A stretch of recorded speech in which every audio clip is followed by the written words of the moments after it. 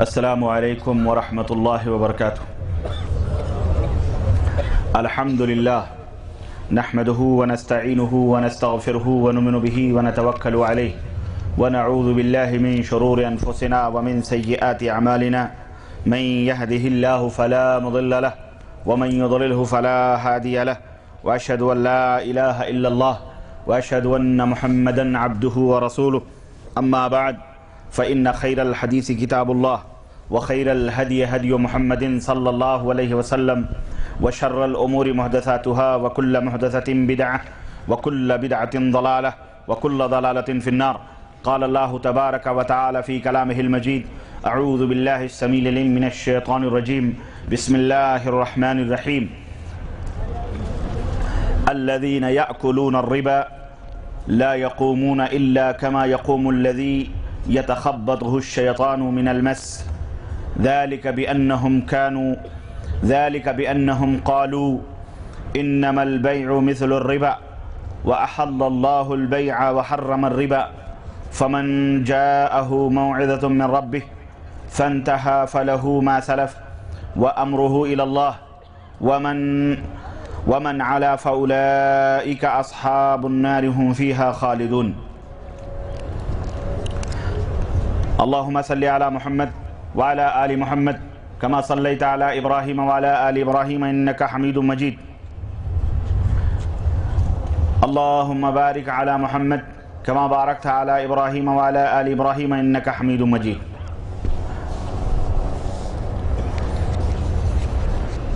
تمام قسم کی حمد و ثنا، کبریائی اور بڑائی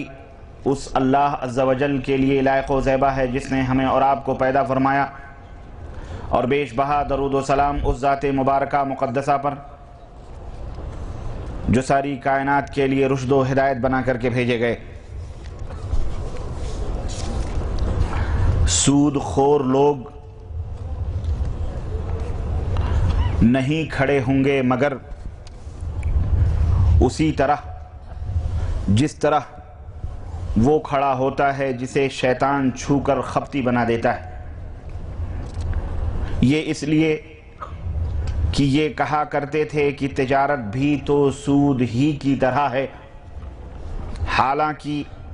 اللہ تبارک و تعالیٰ نے تجارت کو حلال کیا اور سود کو حرام کیا۔ اس لیے جو شخص اپنے پاس آئی ہوئی نصیحت سن کر رک گیا، اس کے لیے وہ ہے جو گزرا اور اس کا معاملہ اللہ کی طرف ہے۔ وَمَنْ عَادَ فَأُولَئِكَ أَصْحَابُ النَّارِ هُمْ فِيهَا خَالِدُونَ، اور جو پھر دوبارہ حرام کی طرف لوٹا وہ جہنمی ہے، ایسے لوگ ہمیشہ ہی جہنم میں رہیں گے۔ برادران اسلام، معزز دوستو، بزرگوں اور بھائیوں، آج کی اس مجلس میں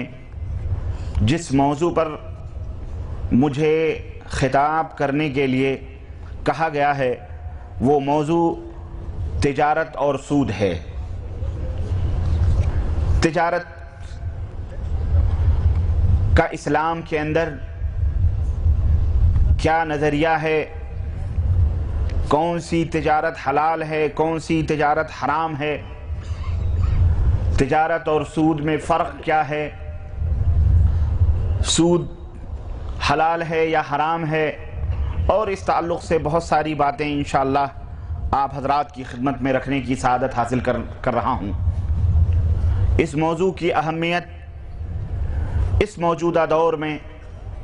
کہیں زیادہ بڑھ گئی ہے۔ آج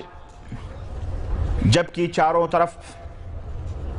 ہمارے عقائد، ہمارے اعمال، ہمارے اخلاق پر زبردست شیطانی حملے ہو رہے ہیں، شیطانی یلغار جاری اور ساری ہے، اور جس طرح ہمارے ایمان اور عقائد کے اندر فساد اور بگاڑ پیدا کرنے کی کوشش کی جا رہی ہے، عالمی طور پر شیطان جس کے اندر خرابی پیدا کرنا چاہ رہا ہے اور خرابی پیدا کر رہا ہے، وہیں پر ہمارے معاملات بھی جن کا تعلق ایمان اور عقیدے سے نہیں بلکہ ہمارے معاملات سے ہے، دنیاوی زندگی سے ہے، ان کے اندر بھی ہمارے اوپر حرام کا طوفان اور حرام کی آندھیاں لے کر شیطان ہمارے معاملات کے اوپر بھی یلغار کر رہا ہے، اور ہم مسلمانوں کو کسی نہ کسی طرح حرام کے اندر، اللہ کی نافرمانی کے اندر، اللہ نے جن جن چیزوں کو خطرناک قرار دیا ہے اس کے اندر ملوث کرنے کی کوشش کر رہا ہے۔ میرے عزیزوں، میرے دوستوں اور بھائیوں، روزی کمانا، بزنس کرنا، تجارت کرنا، یہ انسان کے لیے بے حد ضروری ہے۔ اس دنیا میں ہمارا حق ہے، ہمیں اللہ اور اس کے رسول نے اپنا حق لینے کا حکم بھی فرمایا ہے۔ چنانچہ ارشاد باری تعالیٰ ہے، لا تنس نصیبک من الدنیا، اے میرے بندے دنیا سے اپنا حصہ لینا نہ بھولو، دنیا میں تمہارا حق ہے، دنیا میں تمہارا حصہ ہے۔ کلوا من طیبات ما رزقناکم، اے میرے بندو ہم نے جو اچھی اچھی چیزیں روزی کے طور پر تمہیں دی ہیں، دنیا کے اندر رکھی ہیں، ان میں سے تم کھاؤ اور پیو۔ آدمی کمائے گا نہیں تو کھائے گا کیا؟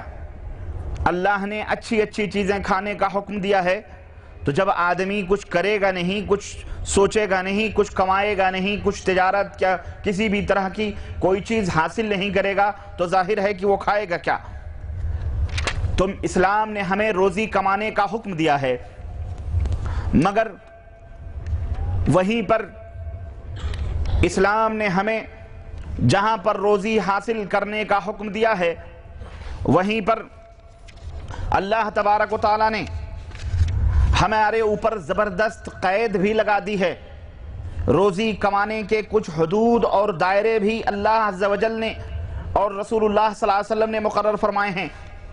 اور وہ قید اور وہ دائرہ کیا ہے؟ وہ قید ہے حلال، حلال کی قید ہے۔ حلال کھاؤ، حلال کماؤ، حلال مال جمع کرو، اکٹھا کرو۔ میرے عزیزو، ہم جس دین اسلام کو مانتے ہیں، یہ ہمارا دین اسلام کتنا عظیم ہے، کتنا گریٹ ہے، کتنا مہان ہے کہ اس نے ہمیں ہر میدان میں رہنما اصول بتائے ہیں، ہر میدان میں ہمیں کچھ نیم اور کچھ رولز اور کچھ قاعدے اور قانون اس نے بتلائے ہیں۔ ہمیں اس نے انہی قانون اور انہی ضابطوں اور انہی رولز اور انہی نیموں کے پالن کرنے اور ان کو فالو کرنے اور ان کے پابند رہنے کا ہمیں حکم دیا ہے، اور اس کی بجا آوری کرنے کی ہمارے اوپر اس کی بجا آوری کو فرض قرار دیا ہے، تاکہ اس دنیا کے اندر من کو شانتی ملے، دل کو سکون اور قرار ملے، اور ذہن و دماغ کو فرحت و سرور مل جائے۔ ہمارا اسلام، ہمارا دھرم اتنا پیارا اور اتنا نرالا ہے اور اتنی شان والا ہے کہ اس اسلام کے اندر جہاں عقائد، ایمان اور عبادات ہیں اور اس کے قوانین ہیں، وہیں پر معاملات اور لین دین تک کے اصول و ضابطے اور قانون اور اس کے رولز مقرر ہیں اور واضح طور پر اسلام نے بیان کر دیے ہیں، جس کے عمل کرنے پر جس کے اوپر عمل کرنے میں نہ کوئی دشواری ہے، نہ کوئی ڈیفیکلٹی ہے، نہ ہی کوئی پریشانی ہے۔ آپ لین دین ہی کو لے لیں، جو آج کے اس پروگرام میں ہمارا موضوع ہے، ہمارا ٹاپک ہے۔ یہ انسان کی زندگی کی یہ اہم ضرورت ہے۔ سماج اور معاشرے میں ایک دوسرے کو مدد دینا اور ایک دوسرے سے مدد لینا آپسی خوشگواری اور اس کی صحت مندی میں پائیداری کی اور پختگی کی بہترین دلیل ہے۔ لوگوں کے درمیان جس قدر الفت و محبت ہوگی، معاشرہ اسی قدر ترقی کرے گا اور اس کے اندر امن و شانتی پیدا ہوگی۔ خرید و فروخت، لین دین، خریدنا اور بیچنا، یہ ہمارے معاشرے کی بنیادی ضرورت ہے۔ اس میں کن چیزوں کو اختیار کرنا ہے اور کن کن چیزوں سے دور رہنا ہے، کن کن چیزوں سے بائیکاٹ کرنا ہے، اللہ وحدہ لا شریک نے قرآن میں اور محمد الرسول اللہ صلی اللہ علیہ وسلم نے اپنی احادیث میں کھول کھول کر کے بیان کر دی ہیں۔ حرام، فریب، دھوکہ، چوری، جھوٹ، اسلام نے سختی سے ان بد اخلاقیوں سے روکا ہے۔ تجارت چونکہ نبی علیہ السلام کا محبوب پیشہ رہا ہے اور آپ صلی اللہ علیہ وسلم کا آبائی پیشہ تجارت اور بزنس رہا ہے، اس لیے اس نبی برحق نے اس تجارت کی رگ رگ کو اچھی طرح سے سمجھا ہے اور واقفیت اور جانکاری حاصل کی ہے۔ تو اس نبی علیہ السلام نے، آپ دیکھیں گے کہ کتب احادیث میں اس نبی کی احادیث بزنس اور تجارت کے موضوع پر بھری پڑی ہیں۔ محدثین نے اس کے لیے الگ سے ابواب مقرر فرمائے ہیں، فصول مقرر فرمائے ہیں، اور خصوصیت سے نبی کریم صلی اللہ علیہ وسلم کی تجارت اور آپ کی فرمودات جو اس تعلق سے ہیں ان کو ان ابواب اور ان فصول میں ذکر فرمایا ہے۔ ان حدیثوں کو، ان روایتوں کو محدثین نے احادیث کی کتابوں میں جمع فرما دیا ہے، جن میں آپ حضرات کو تجارت کے دونوں پہلو نظر آئیں گے، حلال کے بھی پہلو اور حرام کے بھی پہلو نظر آئیں گے، اور بڑی آسانی سے اللہ کے رسول صلی اللہ علیہ وسلم نے حلال اور حرام کے ان پہلوؤں پہ گفتگو کرتے ہوئے کھول کھول کر کے ان حقیقتوں کو بیان فرمایا ہے۔ لیکن افسوس، آج ہمارے ملکوں میں جو مسلمان رہتے اور بستے ہیں، یہ مسلمان اس بابرکت پیشے سے بہت دور ہیں، نوکریوں پر اکتفا کر رہے ہیں، یا جسے نوکری نہیں ملتی ہے، جسے کوئی دکان کرنے کی چیز نہیں ملتی ہے، تو پھر اکثر و بیشتر یہ دیکھا گیا ہے کہ انہوں نے ایک بڑا بہترین میدان اختیار کیا ہوا ہے، اور وہ میدان ہے بھیک مانگنے کا۔ مسلم معاشرے میں جس طرح آپ کو جس کثرت کے ساتھ بھکاری ملیں گے، اللہ کی قسم کسی اور معاشرے میں اتنے بھکاری نہیں ملیں گے۔ ہٹھے کٹھے ہیں، نوجوان ہیں، تندرست ہیں، لیکن پھٹے ہوئے کپڑے اور پھٹے ہوئے جوتے پہن کر اور کندھوں کے اوپر جھولی اور تھیلے لٹکا کر گھر گھر بھیک مانگ رہے ہیں۔ اور اس بھیک مانگنے کے اندر بھی لوگوں نے بڑے ہی مہذب طریقے بھی اپنائے ہوئے ہیں۔ جس کو کچھ نہیں ملا تو اس نے فالگیری کی دکان کھول لی، جس کو کچھ نہیں ملا تو بھیک مانگنے کے نئے نئے طریقے ایجاد کر لیے، کوئی قوالیوں کا طریقہ اپنا لیا، کوئی ہارمونیم اور لے کر کے دو چار گروپ بنا کر کے جناب عالی تبلے وبلے لے کر کے کسی مزار کے اوپر بھیک مانگ رہا ہے، تو کوئی دروازے کے اوپر بیٹھ کر کسی شادی اور بیاہ کی محفلیں اپنا رہا ہے، بہرحال اٹینڈ کر رہا ہے۔ بڑے مہذب طریقے سے لوگوں نے بھیک مانگنا شروع کیا ہے۔ اگر کسی کو کچھ نہیں ملا اور زیادہ ہوشیاری اس کے ذہن پہ آئی تو اس نے کچھ بھی، کسی کا چلہ اٹھا کر کے لا کر کے وہاں وہ مانڈے مار کر کے بیٹھ گیا ہے، کسی نے جھنڈے لگا لیے، کسی نے بال شریف کے نام پر بھیک مانگنا شروع کیا، کسی نے نیال شریف کی زیارت کے نام پر بھیک مانگنا شروع کیا، کسی نے 11ویں کے نام پر بھیک مانگنا شروع کیا، کسی نے شب برات کے نام پر، کسی نے رجب کے کوڈے کے نام پر، کسی نے 12 وفات کے نام پر، کسی نے جلوس میلاد النبی کے نام پر، کسی نے جلوس غوثیہ کے نام پر۔ غرض اس طرح بھیک مانگنے کے بڑے عجیب و غریب طریقے نکالے ہوئے ہیں لوگوں نے، اور کسی نے دو چار مزاروں کی چادریں اوڑھ کر پھیٹے اور پگڑ باندھ لیے، تسبیح لٹکا لیے، اور دو چار لے کر کے رمضانوں کے اندر سحری جگانے کے نام پر بھیک مانگتے ہیں۔ اور جناب عالی عجیب و غریب پیشے مسلمانوں نے اختیار کیے ہیں، جنہیں دیکھ کر رب ذوالجلال کی قسم حیا اور شرم آتی ہے کہ کیا یہی مسلمان ہیں؟ کیا اسلام نے ان کو اسی طرح سے زندگی گزارنے کا حکم دیا ہے؟ روزی کمانا یہ ہماری ضرورت ہے، لیکن اس کے کچھ دائرے ہیں اور کچھ قاعدے اور قانون اسلام نے ہمیں بتلائے ہیں۔ آج وہ پسندیدہ پیشہ جو رسول اللہ صلی اللہ علیہ وسلم کا ہے، جس کے لیے نبی کریم صلی اللہ علیہ وسلم نے برکت کی دعا بھی فرمائی ہے، آج مسلمان اس میدان میں نہایت ہی پیچھے ہیں، بہت پیچھے ہیں۔ آج ہم نے اپنے ملکوں کے اندر ایک قوم ضرور دیکھا ہے، ہو سکتا ہے آج کچھ تبدیلیاں آئی ہوں، لیکن اس زمانے میں، جس زمانے میں ان قوموں کے اندر رہنے کا اتفاق ہوا ہے، بالخصوص دلی وغیرہ کے اندر، سکھ ایک ایسی قوم ہے جس میں ہم نے بھکاری نہیں دیکھے۔ ہم نے پارکوں میں سکھوں کو بالٹیوں میں اور تھیلے لٹکا کر اس کے اندر پھلیاں اور کچھ مٹھائیاں اور چاکلیٹ اور بالٹی میں پانی اور کچھ شربتیں لے کر پارکوں میں بیچتے ہوئے ضرور بڈھوں کو دیکھا ہے، لیکن ہم نے کسی کو بھیک مانگتے ہوئے نہیں دیکھا ہے۔ یہ چیز سکھوں میں ہے، یہ چیز میں نے مشاہدہ کی ہے اپنی آنکھوں سے۔ لیکن مسلمانوں میں تو جس صدقے اور خیرات اللہ نے جس طرح نکالنے کا حکم دیا ہے، اس طرح سے کثرت کے ساتھ آپ کو بھکاری ملیں گے، عورت ہوں کہ مرد ہوں۔ دیکھیں دروازہ، اور یہاں بھی یہ حالت ہے کہ نقاب پہن کر کے دروازوں پر بیٹھی ہوئی بھیک مانگ رہی ہیں اور بھیک مانگ رہے ہیں لوگوں سے۔ استغفر اللہ، یہ اسلام کے اندر بہت بڑا جرم ہے یہ، اور رسول اللہ صلی اللہ علیہ وسلم نے ارشاد فرمایا ہے کہ جو لوگ بھیک مانگتے ہیں کل قیامت کے دن وہ اس طرح سے اللہ کے سامنے حاضر کیے جائیں گے کہ ان کے چہرے پر گوشت اور پوشت ہرگز نہیں رہے گا۔ اور یہ ہم مسلمانوں کی ایک طرح سے ذلت و رسوائی کی یہ بہت بڑی علامت ہے۔ اس لیے اپنے ماحول اور اپنے معاشرے سے اس کو ختم کرنے کی ضرورت ہے۔ اور یہ موضوع انشاءاللہ غریبی کا علاج کیا ہے، اس موضوع کے اوپر میں مکمل روشنی جب ڈالوں گا اور اس کو آپ کے سامنے رکھوں گا کہ کیا اسلام نے غریبی کے تعلق سے، غریبی مٹانے کے تعلق سے کیا کیا طریقے بتلائے ہیں، اور بھیک وغیرہ کے تعلق سے، اور اس بری علامت کو اپنے ماحول اور معاشرے سے ختم کرنے کے لیے کیا کیا طریقے بتلائے ہیں، وہ میں اس میں بتاؤں گا۔ ایسا کیوں نہیں ہوتا کہ مسلمان چھوٹی موٹی تجارت ہی کیوں نہ کریں؟ چھوٹے موٹے تجارت، ہمارے اندر اصل میں توکل اور قناعت اور رب ذوالجلال کے اوپر بھروسے کا جو جوہر ہے وہ بہت حد تک ختم ہو چکا ہے۔ ہم چاہتے ہیں کہ ابھی پیڑ ہم نے لگایا ہے، ابھی اس کا پھل ہم کو مل جائے۔ ہم نے ابھی درخت لگایا ہے، فوری طور پر اس کا پھل ہم کھا لیں۔ میرے عزیزو، ہرگز نہیں، بلکہ صبر کرنا پڑے گا آپ کو اس تعلق سے بہت ساری قربانیاں دینا پڑیں گی، تب جا کر کے کوئی آدمی کامیاب اور ترقی کے راہوں پر گامزن ہوتا ہے۔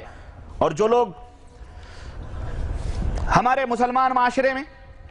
تجارت اور بزنس کے اندر جڑے ہوئے ہیں، ان کی تو بات ہی کیا ہے، سبحان اللہ ہیں وہ تو، الحمدللہ۔ عجیب و غریب ان کی حالت ہے۔ ان کا حال یہ ہے کہ بالکل بغیر کسی حلال اور حرام کی تمیز کیے ہوئے، الا من رحم اللہ، ایسے بھی اللہ کے بندے ہیں جو الحمدللہ حرام اور حلال کی تمیز کرتے ہیں، لیکن اکثریت ان مسلمانوں کی ہے کہ رب ذوالجلال کی قسم ہے، حلال اور حرام کی تمیز کیے ہوئے بغیر ہم نے ایسے قوم اور لوگوں دیکھا ہے، اور لوگوں کی یہ مسلمان دیکھی ایسا بھی کرتے ہیں کہ اپنے دین اور اسلام کے تمام اصول اور قوانین کو پھلانگ کر، دین اسلام کے نظام اور ان کے حدود اور دائروں کو پس پش ڈال کر بالکل جھوٹ، خود غرضی، بددیانتی، مکر و فریب اور دغا بازی اور چال بازی اور شقاوت قلبی اور بد اخلاقی سے بزنس کر رہے ہیں، اور اپنے کمائیوں میں حرام کی ملاوٹیں کر رہے ہیں۔ ہم نے تو ایسے لوگوں کو بھی سنا ہے کہ اگر غیر مسلم کی کوئی دکان ہے اور مسلمان کی کوئی دکان ہے تو مسلمان بھی اپنے بھائی کی دکان پہ نہیں جاتا۔ کیوں؟ وہ کہتا ہے کہ اگر اس کے ہاں جاؤ تو وہ زیادہ قیمت میں دیتا ہے، لیکن ایک غیر مسلم کی دکان پہ جاؤ تو ہمیں سستے میں ملتا ہے، اور وہ ہمیں خوش اخلاقی سے ہمیں جو پیش آتا ہے، خوش اخلاقی اور محبت سے پیش آتا ہے، بلکہ زیادہ ہی دے دیتا ہے۔ لیکن مسلمان ہمارے ساتھ ایسا سلوک نہیں کرتا۔ ہم نے ایسے بھی لوگوں کو دیکھا ہے اور سنا ہے، اور ایسے لوگوں کی باتیں بھی ہم نے سنی۔ میرے عزیزو، میرے دوستو، اسلام نے ان تمام بری عادتوں سے سختی کے ساتھ اپنے ماننے والوں کو روکا ہے، اور باہمی اخوت و بھائی چارگی اور باہمی ہمدردی کا اسلام نے حکم دیا ہے ہم کو، حتیٰ کہ اپنے مفادات سے تھوڑا ہٹ کر، جہاں اپنا فائدہ ہو رہا ہے اس سے تھوڑا سا نیچے آ کر اپنے بھائی کے فائدے کا خیال رکھنے کا اسلام نے ہم کو حکم دیا ہے۔ تمہارا فائدہ ہو رہا ہے،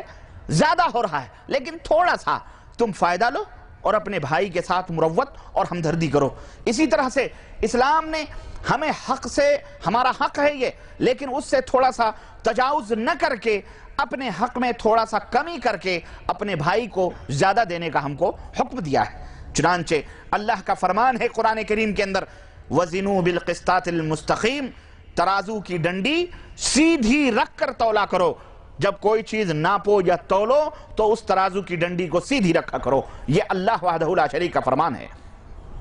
اب اب اگر کوئی دکاندار پوری رقم لے کر پورا تول کر یا ناپ کر خریدار کو کوئی چیز دیتا ہے تو یقیناً اس نے انصاف کے تقاضوں کو پورا کر دیا ہے، عدل اور انصاف کے ساتھ اس نے اس حق کو پورا کر دیا، اور خریدنے والے اور بیچنے والے کے درمیان جو کچھ غلط فہمی ہوئی وہ اس سیدھے اور عدل و انصاف کی بنیاد پر دینے کی وجہ سے وہ تنازعات اور وہ جھگڑے بھی ختم ہو گئے۔ لیکن اسلام یہیں پر معاملے کو ختم نہیں کرتا، بلکہ اسلام یہاں ہمیں حکم دیتا ہے کیا کہ بیچنے والے اور خریدنے والے نے جو کچھ بیچا ہے خریدنے والے کی ہاتھ پر، تو بیچنے والے کو اور خریدنے والے کو دونوں کو اسلام یہ حکم دیتا ہے کہ ان میں سے کسی ایک کو بھی چاہیے کہ وہ اپنے حق سے تجاوز نہ کر کے تھوڑا سا نرمی برتے اور تھوڑا سا ہمدردی کے ساتھ تھوڑا سا تنازل اختیار کرے، تھوڑا سا اپنے حق کو کم ہی لے لے، یہی اس کے لیے زیادہ بہتر ہے۔ ایک دفعہ رسول اکرم صلی اللہ علیہ وسلم بازار میں تشریف لے گئے اور ایک آدمی کوئی مال تول رہا تھا۔ آپ صلی اللہ علیہ وسلم نے دیکھا کہ بہت اچھی طرح سے وہ مال کو تول رہا ہے، لیکن آپ نے اس کو حکم دیا زن وارجح، اے بندے خدا، ترمذی کی روایت ہے، اے بندے خدا صحیح تول اور تھوڑا سا ترازو کو جھکا کے دے، تھوڑا سا ترازو کو جھکا دے۔ ٹھیک ہے کہ حق تو دے رہا ہے لیکن تھوڑا سا جھکا کر کے تھوڑا سا زیادہ دے دیا کرو، اس سے محبت اور اس سے فرحت اور خوشی پیدا ہوتی ہے آپس کے اندر۔ اب آپ دیکھیں کہ یہ بیچنے والا جو اس ضابطے اور اس نیم اور اس رول کو فالو کرے گا، اس قاعدے کے اوپر عمل کر کے تولے گا اور تھوڑا سا زیادہ دے دے گا، ہے کہ نہیں؟ تو جب یہ بھی کہیں جائے گا مال لینے کے لیے کسی دکان پر، دکاندار خود بھی کسی سے مال لیتا ہے، تو جب نبی نے یہ اصول بتلا دیا اور اس نے اس ضابطے کو عمل کیا، اور دوسرا جو مسلمان ہے جہاں وہ دوسری جگہ گیا ہے خود مال لینے کے لیے، وہ بھی اسی رول کے اوپر عمل کرے گا، قانون کے اوپر عمل کرے گا، تو جو کمی یہاں اس کو واقع ہوئی ہے وہ دوسری جگہ جب وہ خریدے گا اور وہ مسلمان بھائی بھی اس کو تھوڑا سا زیادہ دے گا تو یہ کمی وہاں پر اس کی پوری ہو جائے گی۔ اور اس طرح سے گویا اس وصول سے، اس ضابطے اور قاعدے سے معاشرے کے ہر فرد کو عدل اور انصاف کے ساتھ ساتھ خوشیاں بھی میسر آئیں گی، فرحت و مسرت بھی، اور آپسی اختلافات کے خاتمے بھی ختم ہو جائیں گے۔ تو اسلام نے یہ ہم کو ضابطہ اور قانون بتلایا۔ اب ذرا ایک دوسرے اصول کو دیکھیں جس میں اسلام نے یہ کہا ہے کہ اپنے حق سے کچھ کم پر تم قناعت کر لو۔ ٹھیک ہے، تمہارا یہ حق ہے کہ تم اتنا دو، لیکن تھوڑا سا تم کم پر قناعت کر لو، تو بھی معاشرے کے اندر بہتری پیدا ہو سکتی ہے۔ نبی علیہ السلام نے ایک اونٹ کسی آدمی سے ادھار میں لیا اور فرمایا کہ جب صدقے کے اونٹ آئیں گے تو ہم ان اونٹ میں سے تمہیں اونٹ دے دیں گے، یہ ہمیں اونٹ ادھار پہ دے دو۔ ضرورت تھی، آپ صلی اللہ علیہ وسلم نے ادھار پہ لے لیا اس اونٹ کو۔ کچھ دنوں کے بعد صدقے کے اونٹ آ گئے تو آپ صلی اللہ علیہ وسلم نے حضرت ابو رافع کو حکم دیا کہ ابو رافع، جس سے ہم نے ادھار اونٹ لیا تھا، اب ان اونٹوں میں سے ایک اونٹ اس کو واپس کر دو۔ تو حضرت ابو رافع کہنے لگے، اے اللہ کے نبی، جو اونٹ ہم نے اس آدمی سے لیا تھا وہ اونٹ اور جو اونٹ صدقے کے آئے ہیں، ان اونٹوں میں تو کافی فرق ہے۔ جو اونٹ صدقے کے آئے ہیں اس اونٹ سے کہیں زیادہ قیمتی اور کہیں زیادہ اعلیٰ نسل کے اور اچھے اور تندرست اور بڑے ہیں اور اعلیٰ نسل کے ہیں اور قیمتی ہیں، لیکن جو اونٹ ہم لوگوں نے ادھار میں لیا تھا وہ اونٹ تو اس سے بہت کمتر درجے کا اور کم قیمتی تھا۔ اللہ اکبر! اللہ کے حبیب صلی اللہ علیہ وسلم نے کیا فرمایا؟ آپ نے فرمایا نہیں، بہتر اونٹ ہی اس کو واپس کرو، جو بہتر اونٹ ہے، جو اچھا اونٹ ہے اس کو واپس کرو۔ اور ساتھ ہی حضرت ابو رافع کو ایک قاعدہ بتلایا اور آپ صلی اللہ علیہ وسلم نے پوری دنیا کے سامنے یہ اصول رکھا کہ ان خیر الناس احسنهم قضاء، اے لوگو یاد رکھو تم میں بہترین آدمی وہ ہے، اچھا آدمی وہ ہے کہ جو ادائیگی کے لحاظ سے، ادائیگی کے وقت، ادائیگی بہتر انداز سے کسی کے ادھار کو اچھی طرح سے ادا کر دے، ادائیگی کے لحاظ سے بہتر ہو، وہ تم میں سب سے بہتر آدمی۔ یہ نہ دیکھو کہ ہم نے اس سے ادھار لیا ہے تو اب وہ مال تو اتنے کا تھا، اتنے کا نہیں ہے، نہیں، بلکہ اگر وہی چیز واپس کر رہا ہو، بھلے وہ اچھی چیز اس کو واپس دو، تم کو اس نے دیا ہے ادھار، تمہاری ضرورت پوری ہوئی ہے۔ اللہ اکبر! اب دیکھیں کہ لیتے وقت اپنے حق سے کچھ کم پر اللہ کے نبی صلی اللہ علیہ وسلم نے قناعت کیا، لیکن دیتے وقت آپ صلی اللہ علیہ وسلم نے اس کو بہتر اور زیادہ دیا، اور اس سے کیا ہوا، وہ آدمی بھی خوش ہو گیا، اور آئندہ بھی اگر وہ ادھار مانگیں تو وہ آدمی اچھی طرح سے دے گا کہ بھائی اس آدمی کو دیتے ہیں تو یہ اچھی چیز واپس دیتا ہے۔ لیکن اگر آپ نے کسی سے ادھار لیا ہے، قرض لیا ہے، تو آج کے دور میں تو ہم اس قدر شقی القلب اور سخت دل ہو چکے ہیں علامہ والحفیظ کہ کسی کو دشمن بنانا ہے، کسی کو دشمن بنانا ہے اپنے دوست کو، تو اس کو ادھار دے دو، خلاص ادھار دے دو، دشمنی شروع وہیں سے۔ اور بزرگ کہا کرتے ہیں جب تم کسی کو ادھار دو تو پھر واپس لینے کی تمنا نہ آرزو نہ کرو، اور جس دن وہ تمہیں ملے تو یوں سمجھو یہ تمہاری آج کی کمائی ہے، امید نہ رکھو۔ یہ اس دور کے بزرگوں کا کہنا ہے۔ کیوں ہم اس طرح بددیانت، وعدہ خلاف اور بے ایمان ہو چکے ہیں کہ ہم کسی کا مال اگر ادھار لیتے ہیں، استغفر اللہ، تو جب تک وہ 100 دفعہ ہمارے گھر کے اوپر نہیں آئے ہوئے، جب تک وہ جتنا اس نے دیا ہے اس سے دگنی تگنی رقم خرچ کر کے، کرایہ بھاڑا خرچ کر کے تمہارے دروازے پر 10 جوتیاں نہ توڑے، تب تک ہماری جیبوں سے وہ پیسہ ادھار کا نہیں نکلتا ہے۔ یہ بے حیائی ہے، اور آئندہ کے لیے وہ آدمی توبہ کر لیتا ہے کہ آئندہ میں اسے یہ بھوک بھی مرے تو اسے کبھی نہیں دینے کا ادھار ہے کہ نہیں ہے۔ یہ دوستیوں کے اندر، جبکہ دوستی ان مال اور دولتوں سے کہیں زیادہ افضل ہوتی ہے دو مسلمانوں کی، لیکن ہوتا کیا، دوستی دشمنیوں میں بدل جاتی ہے، خاندان خاندان میں بٹوارا اور بھائی بھائی میں لڑائی، دوستی دوستی کے اندر نہ جانے مقدمے بازیاں اور نہ جانے کیا کیا ہوتی ہیں۔ مسلمانوں، دنیا کے اندر تم یہ دھوکے سے ادھار لے کر کے کھا لو گے اور یہاں غبن کر لو گے، لیکن قیامت کے دن اللہ کے سامنے جب تم کھڑے کیے جاؤ گے تو کیا سمجھتے ہو کہ جس بھائی کا مال ادھار کے نام پر تم نے غبن کر کے تم بیٹھے ہوئے ہو، یہ ایسے ہی باقی رہے گا؟ ہرگز نہیں، بلکہ وہاں اللہ کے سامنے پائی پائی تمہیں جمع کرنا پڑے گا۔ بنی اسرائیل کا ایک واقعہ اس تعلق سے میں آپ عرض کروں کہ 2 آدمی تھے، دیکھیں کس طرح سے ایثار اور قربانی کا جذبہ اسلام ہمارے اندر پیدا کرنا چاہتا ہے، اور اللہ رب العزت بھی اس کے اوپر کتنا خوش ہوتا ہے۔ 2 آدمی تھے، دونوں آدمیوں نے ایک باغ کے اندر، یعنی ایک مل جل کر کے ایک فصل اگائی، اور جناب وہ فصل تیار ہوئی، اور جب فصل تیار ہو گئی اور کٹ پٹ کر کے غلہ گھر کے اندر جمع ہوا ایک جگہ کھلیان کے اندر، تو غلہ جمع کرتے کرتے رات ہو گئی۔ تو یہ ہوا کہ بھئی آدھا آدھا بانٹ لیا گیا غلہ۔ تو ان دونوں نے کہا کہ اب اگر ہم دونوں غلہ لے کے جاتے ہیں تو ایک بیگ تو لے نہیں جا پائیں گے، تو ایسا کرتے ہیں کہ اپنا غلہ آپ ایک دفعہ لے کے اپنے گھر چلے جائیں، اور میں غلے کا یہاں پہ بیٹھ کر کے میں اس کی رکھوالی کرتا ہوں، اور پھر تھوڑا غلہ میں لے کر کے چلا جاؤں اور آپ رکھوالی کریں، باری باری اپنا غلہ اٹھا لیں، اور اخیر میں جو تھوڑا بچے گا ہم دونوں لے کر کے اپنے اپنے گھر چلے جائیں۔ چنانچہ ایک بڈھا تھا، اس میں ایک جوان تھا۔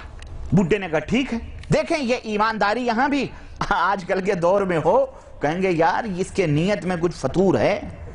مجھے تو یہ بھیج دے گا اور باقی ابھی نہ جانے اس میں سے کتنی گھپلا کر لے گا، یہ اپنے اندر کر لے گا، ہے کہ نہیں، کھسکا کر کے۔ لیکن نہیں، بڈھے نے کہا ٹھیک ہے بیٹا تو بیٹھ، میں اپنا غلہ تھوڑا لے لیتا ہوں اور جا کے رکھاتا ہوں۔ وہ چلا گیا بڈھا غلہ تھوڑا سا لے کر کے اپنے گھر رکھنے کے لیے۔ تو یہ جو نوجوان تھا، اس نوجوان نے سوچا کہ میں تو جوان ہوں اور مجھے اللہ نے طاقت و قوت دی ہے، میں تو اور بھی کمائی کر لوں گا، لیکن یہ تو بڈھا ہے جس نے میرے ساتھ محنت کی ہے، مشقت کی ہے، بزرگ آدمی ہے، باپ کی جگہ میں ہے، تو کیوں نہ اپنے غلے میں سے تھوڑا سا اس کو زیادہ دے دوں۔ اس کی غیر موجودگی میں اس نے کیا کیا، اپنا غلہ تھوڑا سا جتنا اس کی سمجھ میں آیا اس کی طرف ڈھکیل دیا۔ ٹھیک ہے، اب وہ بڈھا جب اپنا غلہ رکھ کر کے آیا تو کہا بیٹے اب تو چلا جا اپنا غلہ رکھنے کے لیے۔ اس نے اپنی بوری بھری اور وہاں بڈھے کو چھوڑ کر اپنے گھر چلا گیا۔ جب وہ اپنے گھر چلا گیا تو وہ بڈھا کیا سوچ رہا ہے، بڈھا سوچ رہا ہے کہ میں تو بڈھا ہو چکا ہوں، پتہ نہیں کب مجھے موت آ جائے،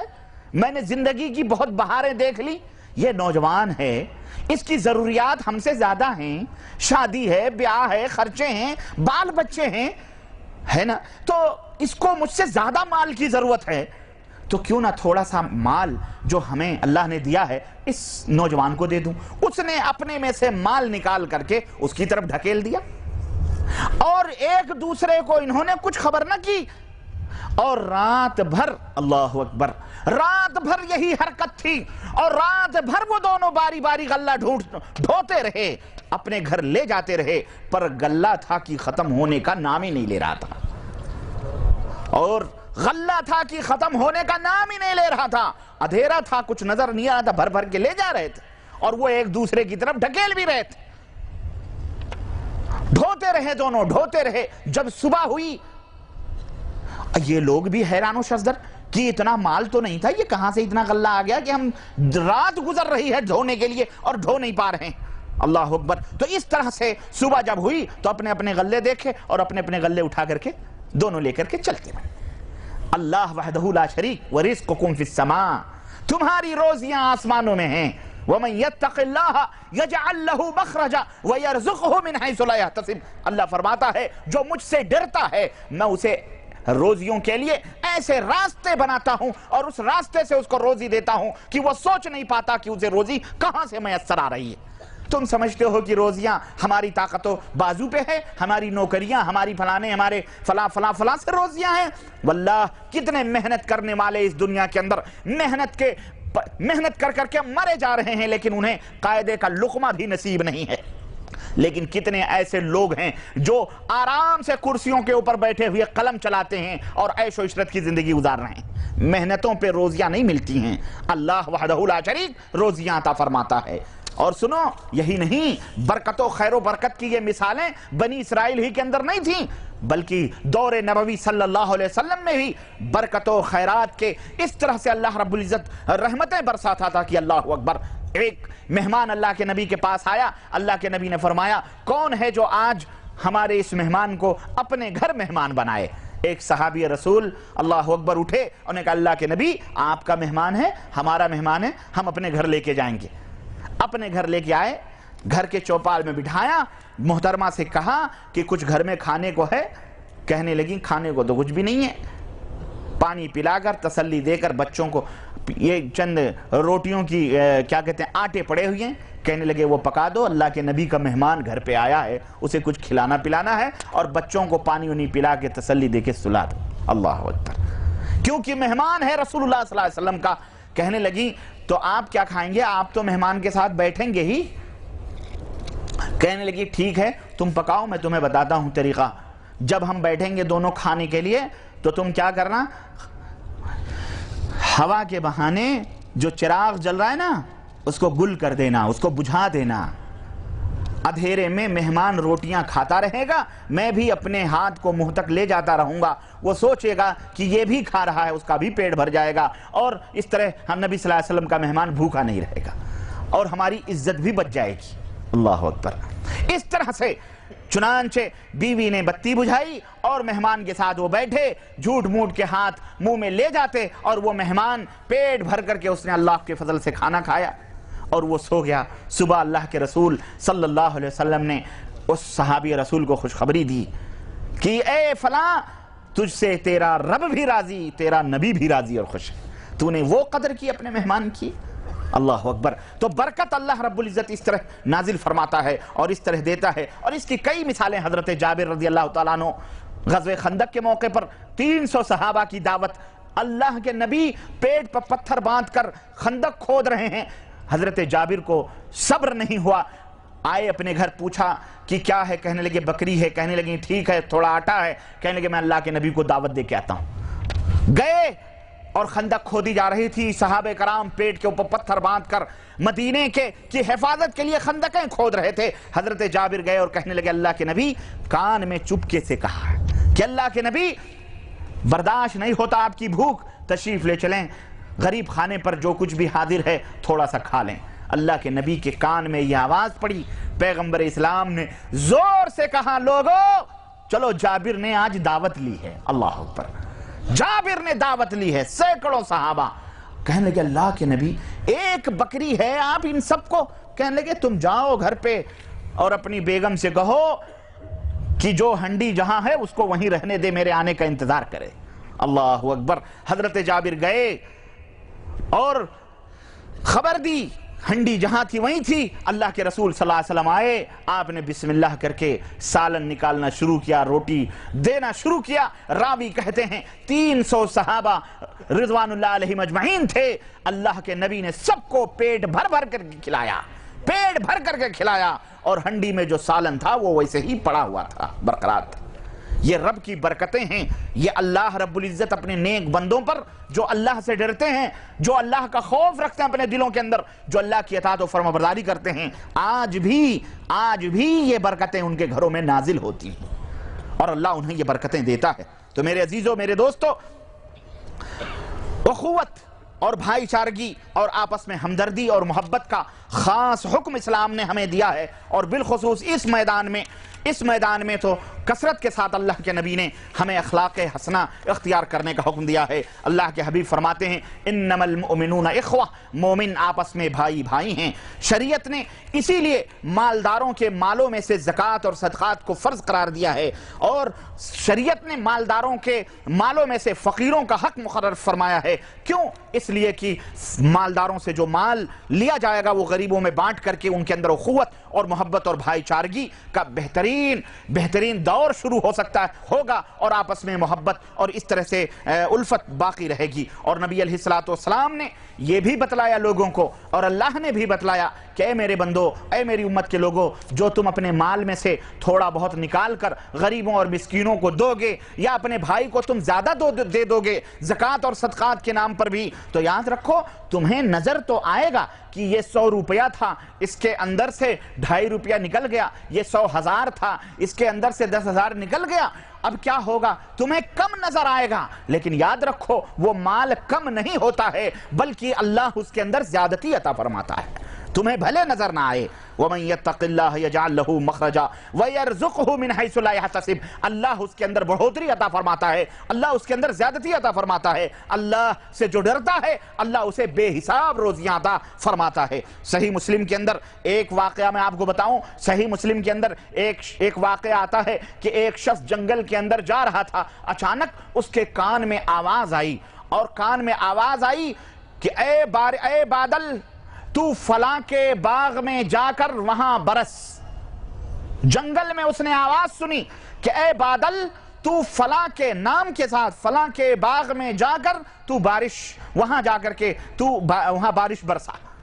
وہ آدمی حیران رہ گیا،